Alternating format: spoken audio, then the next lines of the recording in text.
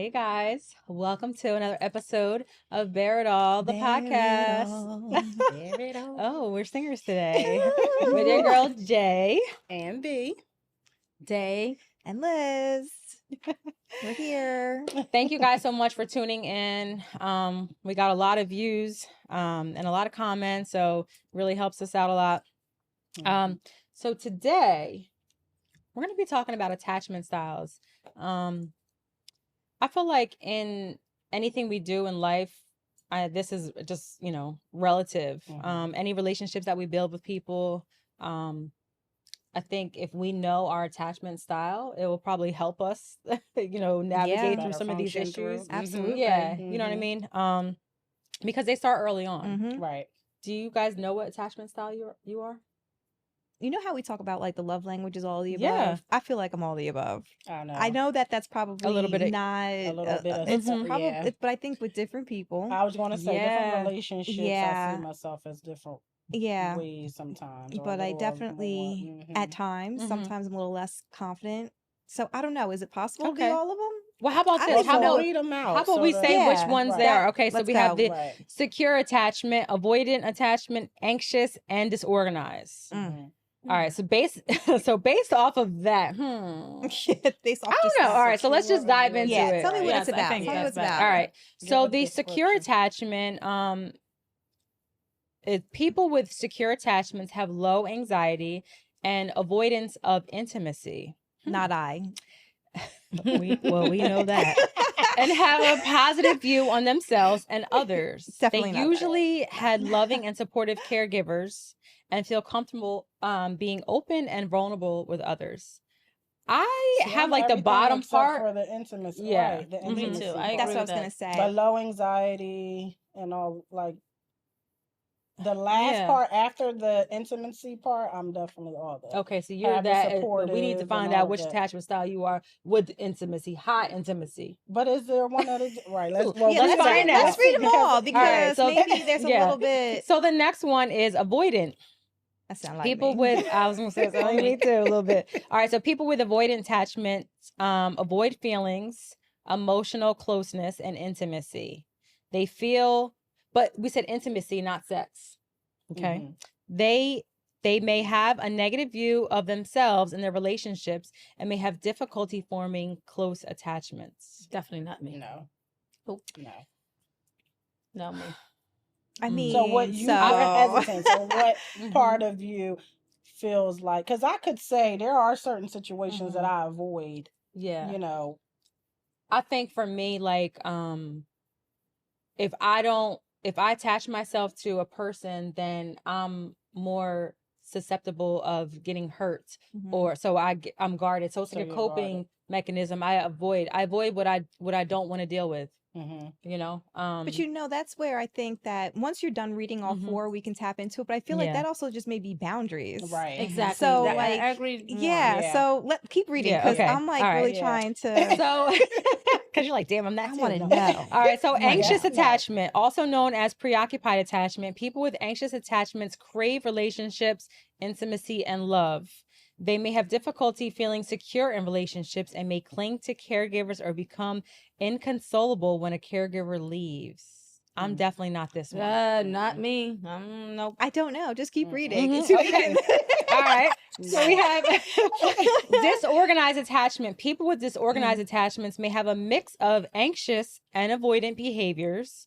They may struggle with regulating their emotions and may have difficulty forming healthy relationships. This style often develops in childhood when a child experiences trauma, abuse, or neglect. Yeah, that's okay. I feel like like I think all right, go Liz. I think I'm that. What's the last one called? Disorganized with the spice of the second one. What was the second one? Oh, the first Avoidant. Avoidance. Where you avoid those Where's attachments. the one where I'm secure? The first That's one. secure. Okay, yes. That's secure. So I really feel like I am that healing version of the last one going into the first one. Okay. But I don't lack intimacy and that piece. It's really more like you guys said, like the second part of it. So I feel like you can be more than one. I don't think I could just confidently check off one box with that. Can I go with D for all the above? Yeah, I think I'm taking D for all the above too. I guess it would be E, Because- right? Because there's right. 4. Oh yeah, E. E. What I about don't know. you, I feel Jay? like I'm a I'm little. the same because All of them. all of them. But there's the part last of me- one doesn't resonate with me. So the let's- last one. I'm let's- not I feel gonna like the lie. last one resonates probably. Not with me. There's a lot in don't some know. of them that 'Cause I'm just I'm- absolutely not. Like, no, that's not me. Like, No. I, All right, so we have secure, Yes. right? So where you have low anxiety and avoidance of intimacy and have a positive view on yourself. Exactly. okay. That's definitely. But that's me. weird to be Right. like none of these really seem that healthy. No. Yeah, because you can't be That is self-centered true. about yourself to be like, oh, I'm better than you. And Yeah. then like, no, so Yeah, that's no, true. I don't know. It's like you can have all this other stuff, but you can't have But you intimacy. can't You can have have it. intimacy, but you Right. can't have like Well, a there is a healthy quiz to relationship. take. A quiz? There's a quiz to take. I don't feel like this. Yeah, They're gonna I lie. feel like this They're gonna one. lie. It's gonna be a Yeah. lie. Yeah. All right, I so can say I avoid certain situations and certain relationships too. So Yes. what? You know, Okay, for so for different reasons. Right? let's talk about the relationships, right? so here it says boundaries, like it you says said. though here that with the Because of boundaries, so this right, one right. the attachment theory is a single largest predictor of success in your relationships, whether they are romantic, familial, or platonic. There are 4 different attachment styles with all different characteristics. So this one says anxious, preoccupied, fearful, avoidant, dismissive, avoidant, and secure attached. And so each one of them is different. So for the fearful, avoidant, relationships can feel chaotic. Hold on, where'd it go? Relationships can feel chaotic, confusing, and overwhelming because you swing between being avoidant and anxious. Depending on the relationship, you can shift between being hot and cold, often feeling confused about your feelings. And I think that obviously from trauma, like you're fearful because you don't know where this is going. Maybe you experienced something, in your past relationship or even as a kid, and then for secure attachment, it says you often feel comfortable and at ease in relationships. You're also good at communicating your needs and feelings and feel open to vulnerability in your relationships. However, sometimes you can experience difficulty when relating to those who aren't as secure in relationships. I feel like that a lot is me. Yeah, that's a lot me as well. And so, so now I think it just the wording. The wording, right. If it's this, yes, I feel pretty, in one of my long-term relationships, things flowed well. And when other people don't see things that same, it's like, how do you not see that? Yeah. But, and then dismissive, avoidant, intense emotions can feel overwhelming and can cause you to pull away from others. Oh, that's me Oh, too. that's me too. That's I me. will remove myself Yes. very quickly. Yes, you may find yourself withdrawing from arguments or triggering situations. Oh my God, this is me. Let's talk about it, Jamie. This Where do you me. think it started? At what point in your life now? When I was younger. Yeah. No, and it that's says- what it is. Yeah, Your it past is. and the different Absolutely. Because I don't. experiences Why that you do I have. want to experience hurt when it's uncomfortable? Because that's what that's like you were talking about your neural pathways. That's what's familiar for Right. you. Yeah. But like I So- But said the question before, too it's the is why do you boundaries. think it's going to be? I'm sorry, Dave. Why do you think it's going to be hurt? Is the first thing. Because what if it's not? Is there is there a corrupting Right. your Like soon as you have that uncomfortable Relationship. feeling, you just automatically jump Yeah. to, avoiding it and and I think we all have that because you don't want to experience what you did experience before. So you don't even allow it to play out. Yeah. It's just kind of like That's very true. let me run away from it, but you don't even know that you're going to have that same experience or that the same thing is going to happen. And I think that's When I something see like when some of we- those traits, it makes me like want to flee. Well, we kind of talk about this. I felt like in a few podcasts before when we were talking about love languages to bring back to that. When I was kind of saying, and we were talking about the communication styles and how I kind of want to talk about it when my Emotions to are me, high. like my past is like when people are angry, they hurt you at their highest level of anger, and there's no kind of resolving that anger. There's like people will walk out on you. People. So to me, I'm a very anxious fighter in the sense like when we have an argument or a disagreement, I want to handle it now for many reasons, but most of it is because of my past, right? Right. So I need to know that, and I'm also most vulnerable at my highest. So I'm going to tell you exactly how I feel when I'm here. And then kind of when I come back down, to me, I go into avoidance. Like, it's not that really big of a deal. Like, I'm ready to just kind of move on from it, like whatever, So See, that's where I struggle with, because that, even though you say, let's just move on, in my mind, if there's like a disagreement or there's something, something's escalated, I'm like, you know what? I don't want to deal with it. Yeah. I don't want to deal with it. So now it causes me to put up a wall or withdraw myself to where I don't have to deal with it. So I don't want to. This is not what I want. And I think part of, and this is not the, like that emotional, because we have a whole, we're going to have a whole podcast on trauma. But I think as growing up in my household was very, I didn't live with my mom, I lived with my dad. And I'll just say in my household, my dad and my stepmom and my siblings, but there was a lot of toxic, a lot of trauma in a sense where it's like a lot of arguing and stuff like that. And so in my relationship after I was like on my own with my ex-husband, it was very much like arguing, combat, and I said I wouldn't do that anymore. So that's right. now I'm like, I put up with so many things, and I'm like, I don't have to put up with that. Like now that I know I'm good with who I am internally, I love myself. So fast forward into the relationship that I was in, it was completely, I can count on maybe 3 fingers how many times we argued, and that's exceptional. That's not typical, but it just was very cohesive and flowed, and it didn't work. We outgrew each other, but so now it's like I don't, when I see that kind of like that struggle and that disagreement and that chaos, I want to immediately remove myself because I don't want to fucking deal with it. But see, I think that's the thing, that you're going from one extreme to the other. Right. You have to find that balance. And that's like that's where I'm at now. And again, I've been married for 20 years. So this is, this has nothing to do with being single and still trying to work things out. Like even in a relationship of 20 years, I'm still just now in 20 years really finding that balance of my attachment styles from growing up in my trauma, and then just now trying to break that cycle and just totally not wanting to deal with it and just like removing myself from it, to now saying, you know what, we can have these hard discussions and he's not going anywhere. And especially if I have the same experience, especially if he has a different attachment style than you do. So that you're learning your own attachment styles, right? And within 20 years or so of marriage. And because for you're saying, I don't want to deal with it, I'm just walking away. But I'm in a very committed relationship. I can't just leave my husband because I don't like something that he's done, so but in my attachment styles and trying to learn me and learn, who I am, right? We always talk about that.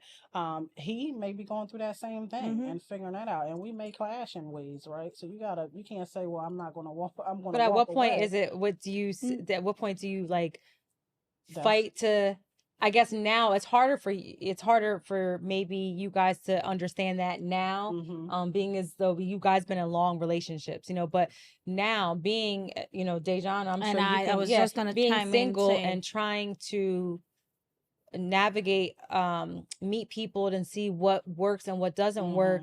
There's going to be things that are going to piss you off, and it's like, at what point is this to the point where it's like, I just don't want to deal with this, exactly, or is it to the point, or is it like, okay, well, all right, you know what, I remember like experience these great qualities about this person, maybe I should try, because I know how much they're into me and I know what we could possibly be, but are they ever going to change? Are things going to flow, or are we gonna have arguments? Am I gonna tune myself out? And like, usually once that switch turns off, it just doesn't turn back on. No, but like I said, like they're married for over 20 years, so they have not a lot to lose, but to rethink a lot before they even like act like us.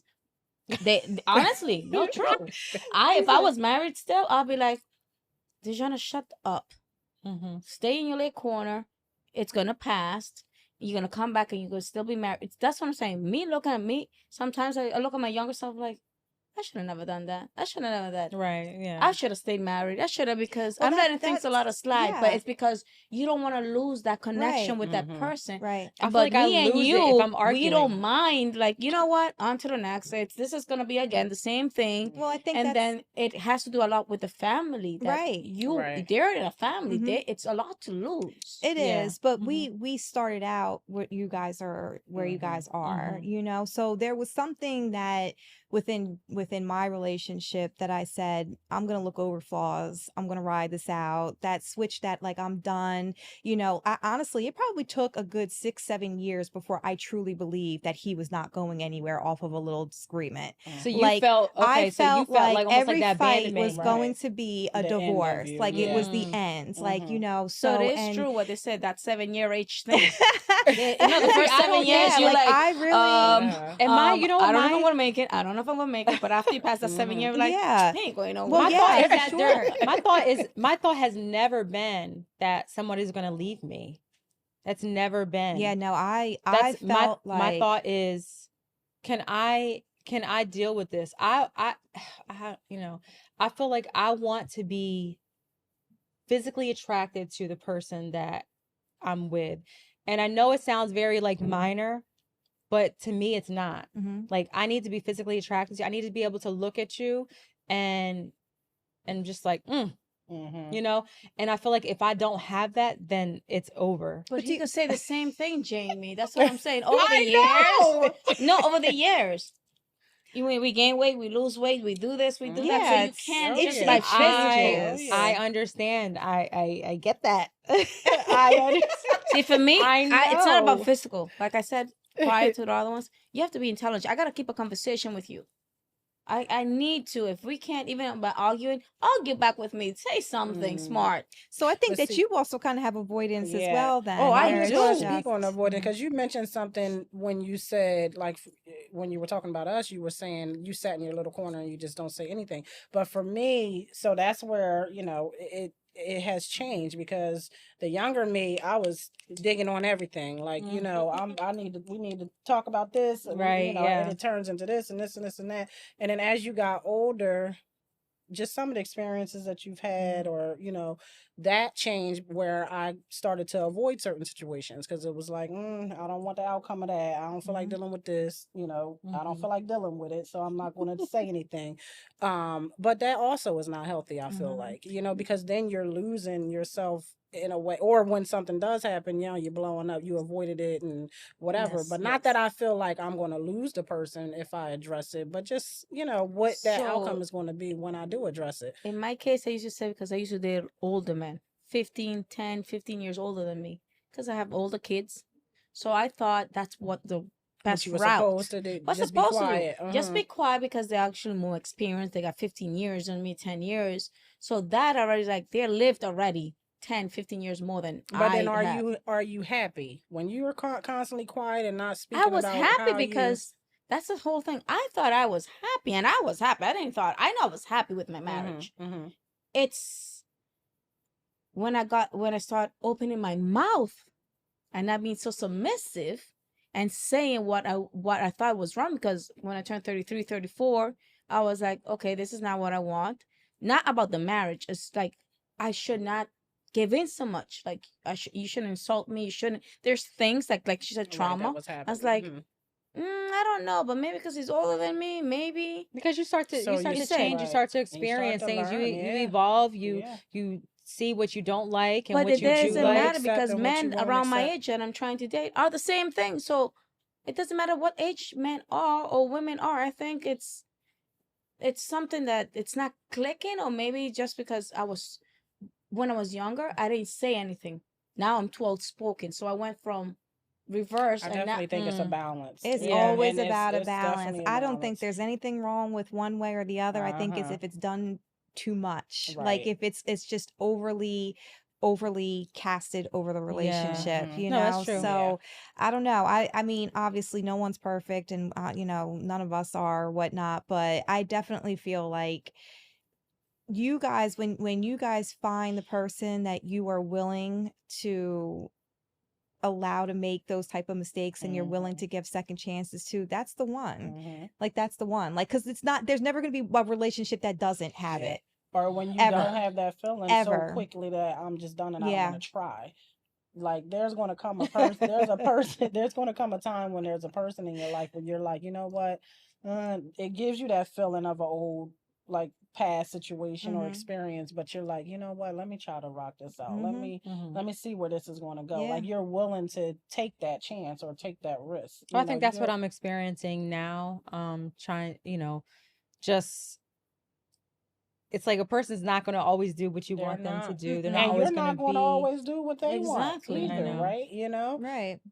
But the thing is, I feel like I try very hard to hear what a person is saying and to make adjustments. I just don't like combativeness. Like I just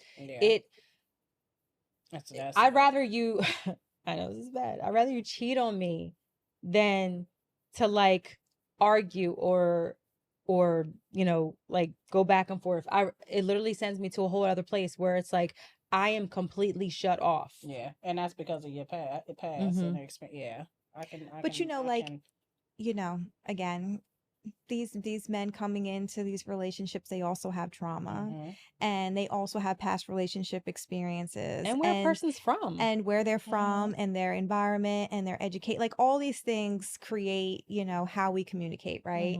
So if we come in and we are constantly expected for them to like bend the rules of all of their past and traumas and all that to create ours, into what we need, then they're also doing themselves a disservice. So you guys, in a sense, and I say you guys, I say the dating world in general, like I really feel like there needs to be just a little bit more patience. Everyone has a story. Everyone is not going to come in healed. Everyone is not going to come in and just picture perfect. It may take, I say, at least a year for you to really say, if you were in this dating world, and I think it's going to take a year, honestly. 2, maybe even 2, but I think at least a minimum a year to see how they're going to react to certain things and if there's change, right? Like, are they willing to change? You're not having those arguments. You're not having even probably those discussions. You probably even haven't shared with them some of your traumas or past traumas. So everything's soft and fluffy. The sex is great. Everything is new. I agree, Liz. So if and you have to give them the time to change into that person that they want to be for you. So if they're coming in and they, for example, communicate one style and they're showing you everything else is great, but like you said, certain things shut you down. Okay, well, can you give them 6 months to like just little by little turn into that and see if they're willing to do that for you? Because if you just automatically are like, I'm done, you didn't even give them the opportunity to relearn things and all of that. So I guess it also comes back to like if a person makes a mistake, I guess you got to look at really what you're willing to what you're willing to accept, what non-negotiables there are and what things are negotiable, because I think that's really because you can meet somebody who maybe the fluff is everything's great, but then they're really just not like that, and then that person, and then you're putting this time into well hopefully they get that, and then next thing you know you're looking into years into a relationship and you're like, I already saw these red flags in the beginning. Why did I entertain this for so long? It comes down to the communication too, again, because when you seen that red flag, did you address it right then? Or did you just put a mental note like, I'm watching this kind of thing? Right. Do they know that you had a feeling about this? Like, hey, can we talk about this? You did something that I didn't like, Now if they're like, I don't care, like this is what I do, this is how I am, then okay, you now choose whether you want to continue with that or not. But if they're like, oh, okay, well I didn't realize that would bother you, or I didn't mean it this way, right? And they try, and they're trying like little by little to learn you and whatever, then that's something worth sticking out, sticking it out. So someone told me, we in a conversation that a group of us were having, a guy said, if a man is very much into you, like he's like, women complain about all the things that they want. They want a guy who's doing all this, paying all these bills. They want a guy who's present. If he's out, then they complain about it. If he's doing, X, Y, and Z. But if a guy is into you and like showing you like, obsessively, like they're into you, they make you feel like you're the most important thing to them. But there's other things that maybe they're lacking or that you aren't agreeing with.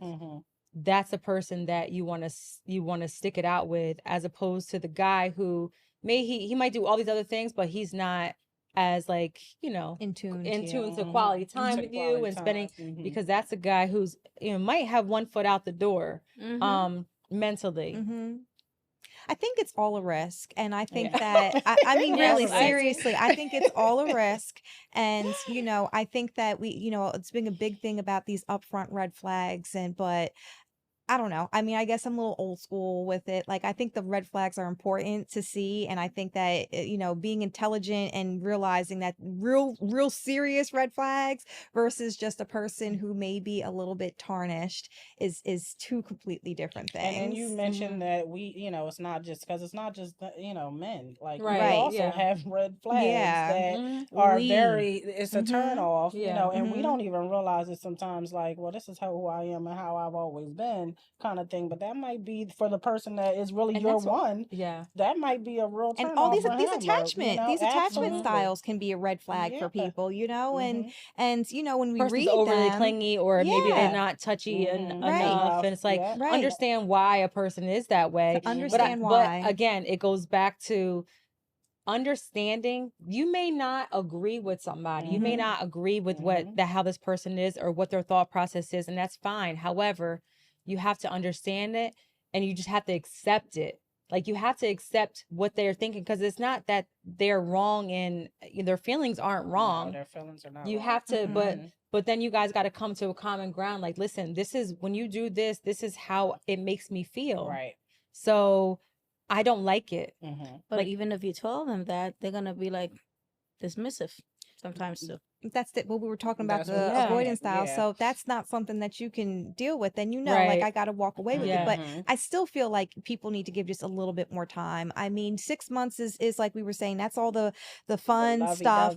After the 6 months, I feel like, okay, they're really going to start showing themselves, you know. I feel like people show themselves in a month. And they may, right? Because again, I'm talking from a space that I'm not really out here, but just someone who's like looking from the out in. And I think that making it to 20 years, which, you know, I'm so proud of us that we did. There could have been 1,001 times that we were like, we're done. Oh yeah, we're done. I don't like how you are doing this. I don't like how you are doing that. Our avoiding style, our, you know, whatever, anxious style, all these different things. Like, we could have easily walked away from each other, and we are literally in our best moments right now. Like, we are finishing out life together. I promise. I swear. We are doing it all the way through. All the way through. Somebody half your age. So you have to have the forgiveness. You have to have the patience. You have to know that all these styles here may come and go. And we can't just be looking at our own perspective. These men got issues that they're carrying. They got their baggage too. They might carry it different. I always say, like, men have a lot of weight on their, you know, on their shoulders. I feel like, because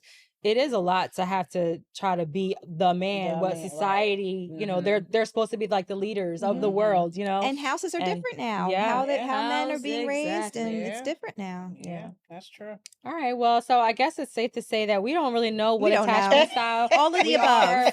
I think we are. I know this last one that I read, that was like kind of, you know, that was calling me. So, okay, well, we're gonna dig deeper on that. To be honest, I think that this is something that I think people need to do more, therapy. And I know there's plenty of people who say that they don't need therapy. Therapy isn't just where you're just like, oh, telling this person all the problems and you want them to like fix you, or, oh, I don't want to talk to anybody who they don't know me. But it honestly is a way for you to look at yourself from the outside in and learn coping strategies to help you in these relationships, and speaking to someone who does not know you, who isn't biased, you know, right? And, you know, so you can be free and open with all your thoughts and everything that you want to share, and not feel judged or feel like, oh, is she gonna go back and tell this person or this person or whatever the case may be. No, we have friends that we can talk to like that, but still, it's different. I feel it's different.